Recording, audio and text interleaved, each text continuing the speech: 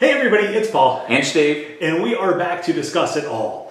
Now, before we get today's topic started, which is an awesome topic, I would love it if you guys hit the subscribe button, and if you enjoy our videos on this channel, hit the like button at some point. You don't have to do it right now. Maybe wait and see if you like the video or not. And hit the share button if you enjoy it also. Those are ways that you can really help this channel out. The algorithm for YouTube really likes it when you do that. You cannot imagine how much it helps and how much Steve and I appreciate it. Now, Steve, what do we have today? So we have probably the best topic that, for me at least, that we've had up to this point. We have an exciting topic today. As you know, Paul and I love movies, and we love all sorts of genres of movies, but one of our favorite writers, directors, producers of movies is John Hughes. And some of the greatest movies in modern time have been John Hughes films. And so today, we're going to count down our top 5 John Hughes films, and we're going to have Paul's favorite, my favorite, and then we're going to come back together and we're going to have the definitive list of the best 5 John Hughes movies from 5 to 1. Love it. Love it. Okay, so we're starting from 5 to 1, going from top to bottom. And you know what? We're going to let you go first, Paul, with your number 5 John Hughes film. All right, so my number 5 film, and I love all of John Hughes movies. This one is a special one for me because I remember seeing it with my dad and just how much he and I and my little brother loved it. John Candy, Steve Martin in Planes, Trains, and Automobiles from 1987 is going to be my 5. Your number 5. It's going to be my number 5. Now, the only reason that's not higher on my list is because I've seen that movie probably a dozen times. But I've seen all the other ones on my list more. Even more.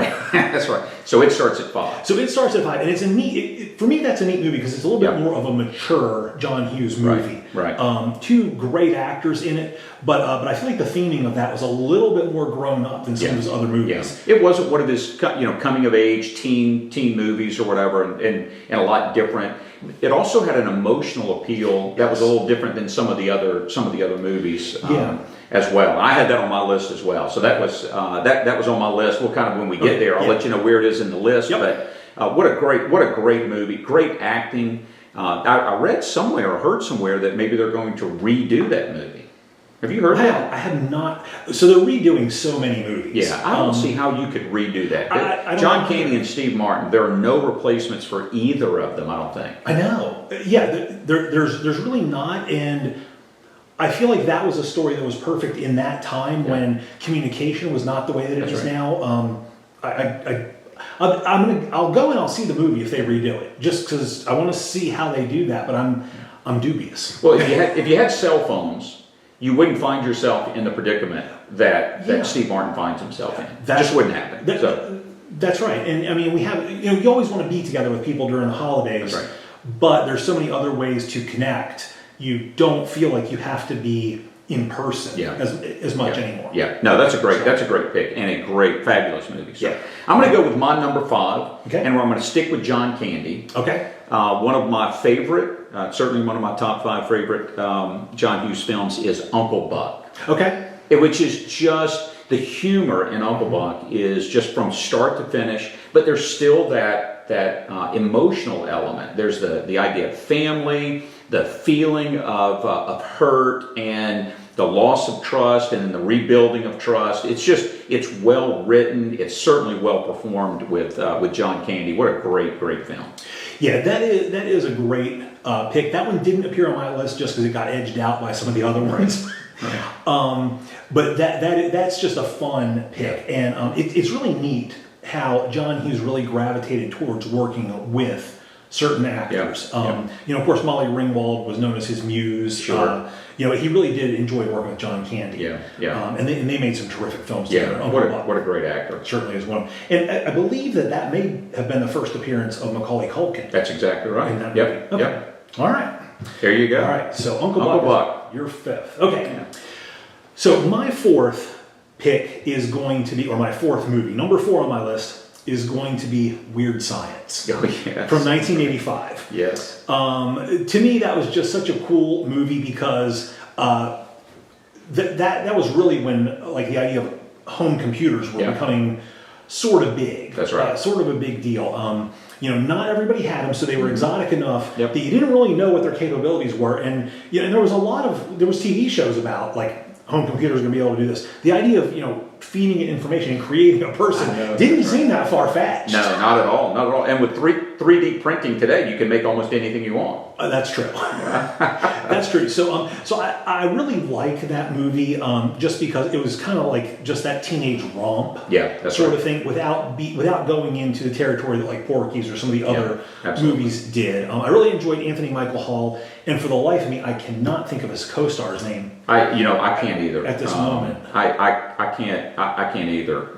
Young black-haired fellow, but he did a great job. Didn't have the same kind of stardom afterwards as Anthony Michael Hall did, but both were perfect for those roles. I mean, just had the look, the appearance. Kind of the nerdy kid that still wanted to party, and it was so Weird Science was edged out by Uncle Buck for me. That was number 5 was back and forth between those two, and I like that film as well for another reason. One of the reasons I like the film is it shows this kind of pattern of redemption at the end. And I really like how John Hughes was able to, in each of these movies, whether it was primarily comedic or coming of age and growing, there still was some redemptive element. And so anyway, it was a great movie.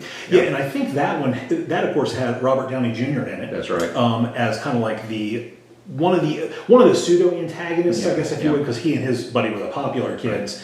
And that's something where you say there's like that redemptive quality. Of course, they didn't get redeemed. No, not at all. But also, that movie was interesting because they kind of didn't get their just desserts. That's right. It was so typical of movies. So there was that odd twist that kind of life just moved on. And I really felt like in middle school, especially, which was around the age that I was when the movie came out, I really kind of identified with Anthony Michael Hall and his friend. Right. Yeah. I wasn't looking to create a girl on the computer, but. But there you have it. But I kind of got the idea. I kind of got where they were coming from, where they were living. Absolutely. So that's my number 4. So you're number 4. All right. So my number 4 is going to be your planes, trains, and automobiles. Okay. So certainly within the top 5, and as we talked about before, everything about that movie, whether it's the acting, the writing, even the musical score. I mean, just a great film. The settings that was chosen perfectly. So. Yeah, you're right. I'm not ignoring you. I'm writing down for our game later. So that we know. That's right. All right. So that's my number 4. All right. So number 4, Planes, Trains, and Automobiles. So that one's definitely going to be on the list. Absolutely. So we'll go to 3 for you now. All right. Number 3 for me is going to be another one that I enjoyed with my dad. And now this is odd for him because he went and saw it with my little brother, and then the very next night went back and saw it with me in the theater. And that's going to be 1989. Christmas Vacation. Yes, absolutely. And I love the vacation movies, but for me, Christmas Vacation is the absolute high water mark. Okay. Just everything about that movie was done so well. Yeah, absolutely. I love it. I mean, and still, of course, there's now the memes of the house done up with the Christmas lights. I know. I think we've got some people around here that do that. That do the same thing. Pretty That's much. Right. Yeah, they want to be Chevy Chase. And I just can't imagine. Like, I just picture the electric meters. Yeah, absolutely. Of all the vacation films, this is tops. I mean, it's not even for me at least. For me, it's just incomparable. When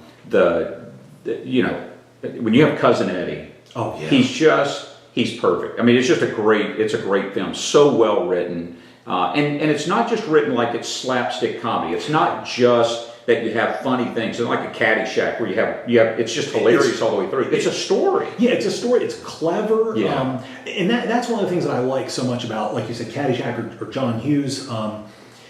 He trusted the audience enough to get the joke. That's right, absolutely. And so he didn't need the slapstick or to belabor the point. That's exactly right. They would have this passing line and then move on, and that's what makes them so rewatchable because you pick up on things. Absolutely, and some things you miss the first 7 or 8 times that you watch it. Yep.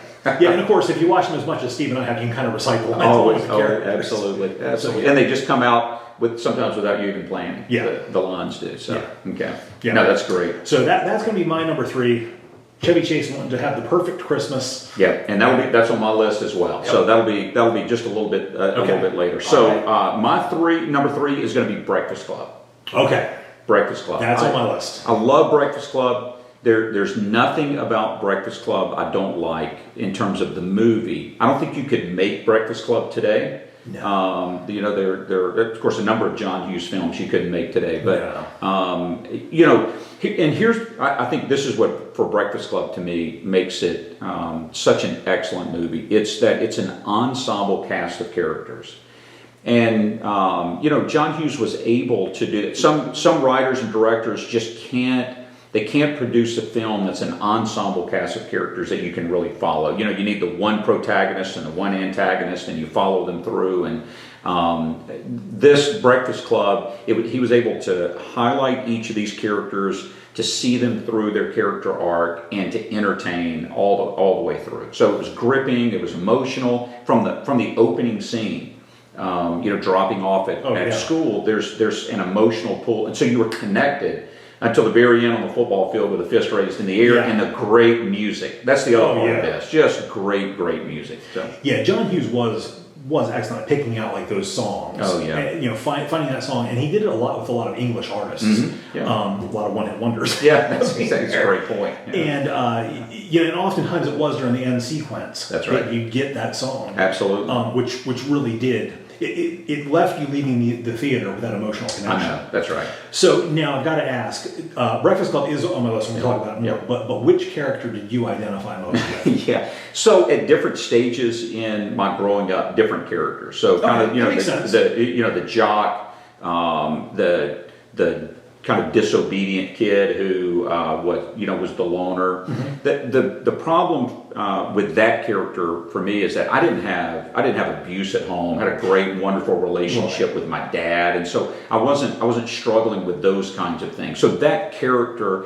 even though there were elements of kind of bullying people around or whatever, you know, and lashing out at people, for me it was, you know, just sometimes being a juvenile delinquent. It wasn't. It was more from a mischievous psychological. Yeah, and so there was that, but you know, as much the kind of the athlete, the jock, that you know, that probably was me more than any of the other characters. What about you? For me, it probably was a mixture of the brainy kid, Anthony Michael Hall again, and Judd Nelson. Yeah. And again, the same thing. It was much more of a mischievous acting out. Yeah.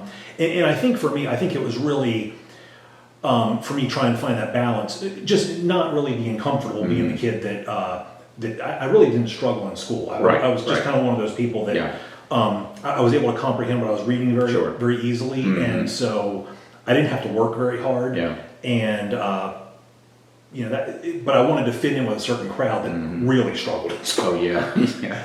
And so I was the person that would kind of challenge the teacher, right? But I was also the person that could get the A on the test. You were going to do it every time, yeah. But you didn't want to. Now don't put my name on the board as making the A. Right. I got you. I understand. So I was kind of a mixture of those two. So this is Anthony Michael Hall twice for you now. It is, and I think there's a pattern. Yeah, there might be. Yeah. Okay. Good. All right. All right. So that was your number. My number 3. That was your okay. Yeah. So that brings me to my number 2. Which number 2 and number 1 for me were very difficult, but my number 2 is Ferris Bueller's Day Off, which I'm sure is on your list somewhere. Yes. So for me, just an epic movie, just great. Yeah. That was a much more fun movie for me. It didn't have the emotional connection that my number 1 did, but Ferris Bueller's Day Off is again just one of those great movies, great acting, not as much of an ensemble cast, but I think that's only because those other kids didn't go on to do other stuff. That's right. Yeah. Because really, John Hughes didn't grab like big stars. He made stars. Yeah, he did. Yeah. Especially from that like Brat Pack. That's right. You know, group of kids. But Matthew Broderick, everybody in that movie played a great part, and I especially love the principal and the principal's assistant's interaction. Made the movie. I mean, in a lot of ways, it made the movie. It would have been a completely different film. And in fact, I even saw once, and you can probably find it here on YouTube after this video is over, where originally the script, I read the original script of Ferris Bueller, the order was different. Several of the interactions, and the principal and the principal's assistant were supposed to be completely different kind of characters. Okay. And once they got into filming, they decided, no, we need to kind of reorder some of the events in the story to make those characters into what they became. And it's almost like, you know, they talk about you write the movie, when you write the script, when you film it, and then when you in the editing room. And the edit is its own film. And like with Star Wars, you know, I think with Ferris Bueller's Day Off, the editing made it into an even greater movie than it would have been initially. I didn't know that. Making, you know, again, it's John Hughes being an incredible director, not just an incredible writer, but incredible director as well. So, Yeah. But no, you're right. Those characters are just. Yeah. I just love the line. You know, I don't trust him as far as I can throw. Oh, Ed, you shouldn't throw anybody. You should throw anybody. She was perfect. She was. She was perfect. No, it was great. That was a lot of fun. So that's gonna be my number 2 pick. I love that it's a high school movie, not in a high school. No, that's right. There you go. Yeah. So that's going to be my number 1 pick. Okay. So well, that's I'm certainly with you on that. And I probably, of every John Hughes character, I think I identify with Ferris and did as a kid growing up more than probably any of the other characters. Yeah. You know, whether it was skipping school, and thankfully my kids are done with school now, so they can hear those stories. But you know, skipping school or manipulating the situation at school with your, I resonate with that character and probably identify with that character. You and I would have been dangerous together as kids. So I've got to ask you, as the same type of kid growing up, I never got caught doing anything. Right. Well, almost never got caught doing anything. But like I had friends that always got caught. Always. No matter what. So you had the same. So I have a friend, Keith is one of my just best friends, even to this day. He's one of my best friends in the world. And we just took a trip together back in February. And Keith, we always did a lot of mischievous things together, but Keith tended to always get caught. Okay.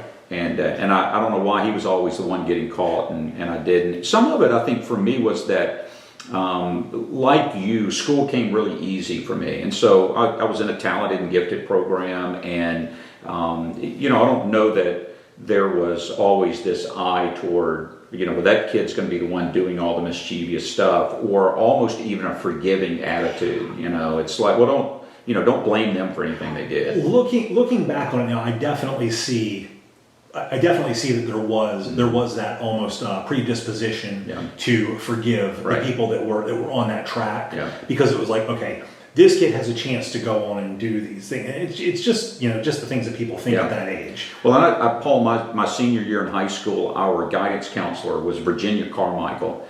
And I had gone, shout out to you, Virginia. And so I had gone into her office and had taken a stack of her hall passes. And I had got where I could sign her name exactly the same way she signed her name. And so it not only was that probably half of my senior year I wasn't in a classroom, but most of my friends weren't in classrooms half the year, because what I would do is I would fill it out. Sure. You know, Jody Dunn needs to come, or, you know, Mike Gable, or Keith Smith, or Jason Lee, or whomever. And so I would go get all of them out of class as well. And, you know, we would go to the beach, or we would go to the store, or whatever we were going to do. It's not anything that you know, this is not safe for work at that point, but or safe for school at least. No.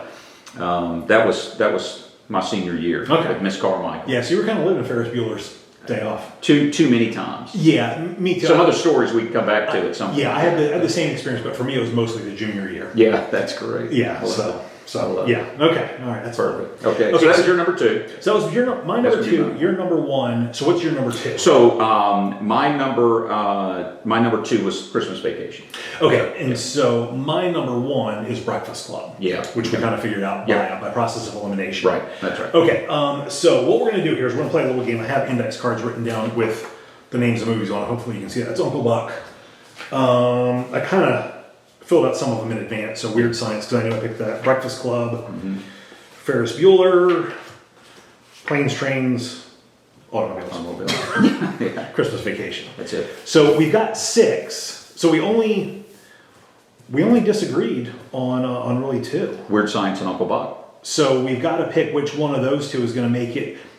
Maybe we should start with number 1 and go higher. Okay. So I feel like it's got to be between Breakfast Club or Ferris Bueller. And to be honest, Paul, I could go with either one being number one. Well, I think because we both identify with that character so much in our childhood, I think we've got to go Ferris. Okay, perfect. Because that's your number one. So that's going to be our number one. Number one, Ferris.